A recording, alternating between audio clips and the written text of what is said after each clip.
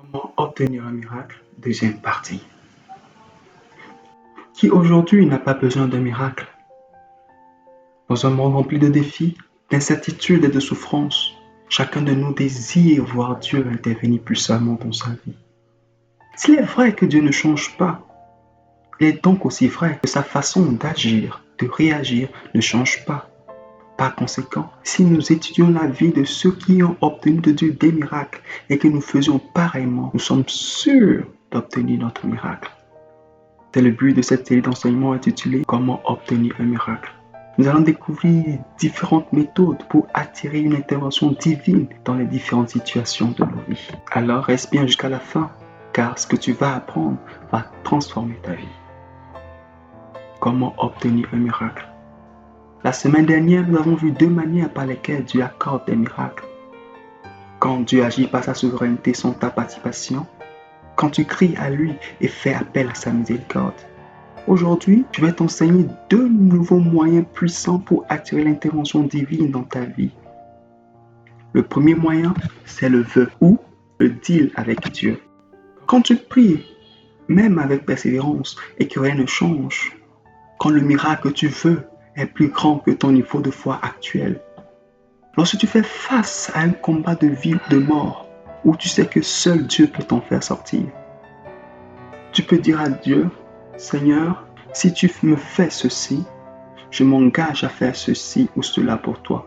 Ça, c'est un vœu. C'est ce que Anne a fait. Pendant plusieurs années, ses désirs d'avoir un enfant étaient sans résultat, malgré les pèlerinages annuels qu'elle faisait avec sa famille. Puis, dans 1 Samuel 1, le verset 11, elle fit un vœu en disant, « Éternel des armées, si tu daignes regarder l'affliction de ta servante, si tu te souviens de moi, et n'oublie point ta servante, et si tu donnes à ta servante un enfant mâle, je le consacrerai à l'Éternel tous les jours de sa vie, et le rasoir ne passera point sur sa tête. » Et Dieu lui accorda Samuel, puis 5 autres enfants. Si tu fais un vœu, comment savoir si Dieu l'a agréé? Comment savoir si Dieu accepte les termes de ton contrat? Eh bien, si Dieu accepte, il sera le premier à accomplir sa part du marché. Si malgré ton vœu, Dieu ne fait rien, rien ne se passe, c'est parce que Dieu n'a pas agréé les termes du marché. Mais attention, un vœu, c'est sérieux. Si Dieu agrée les termes du contrat et accomplit sa part du marché et que toi, tu ne tiennes pas parole, tu t'exposes à sa colère. Ecclésiaste 5, le verset 5 dit, « Ne permets pas à ta bouche de faire pécher ta chair.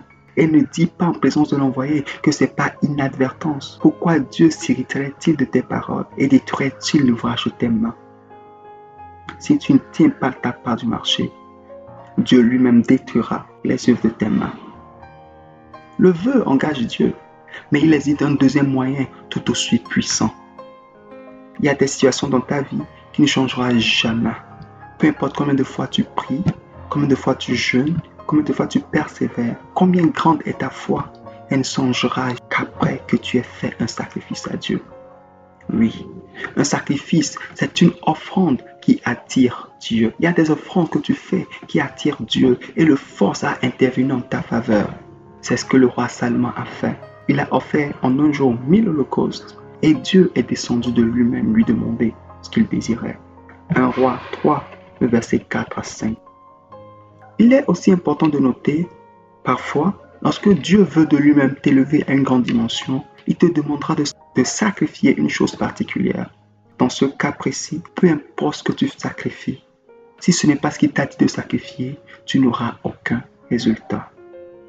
Et enfin, un autre moyen pour obtenir un miracle, c'est de démontrer ta foi.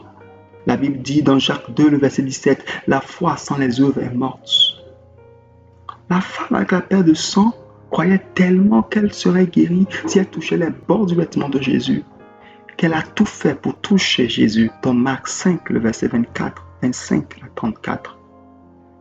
L'histoire nous dit que dès qu'elle a touché Jésus, elle fut guérie. Et si Jésus n'avait pas demandé à savoir qui l'a touchée, elle serait partie et personne n'aurait connu cette histoire. En d'autres termes, elle a obtenu un miracle sans la vie de Jésus. Cela est encore possible aujourd'hui. Le centurion romain, quant à lui, il croyait tellement que la parole de Jésus était suffisante que que lorsque Jésus lui-même s'est proposé d'aller chez lui, il a dit, non, Seigneur, je ne suis pas digne que tu entres sous mon toit, mais dis seulement un mot et mon serviteur sera guéri. Dans Matthieu 8, verset 8. Démontre ce que tu crois par tes actions.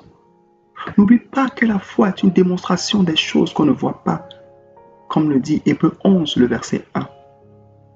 Aujourd'hui, comment peux-tu démontrer ta foi? Dieu honore la foi qui agit. En conclusion, retenons ceci.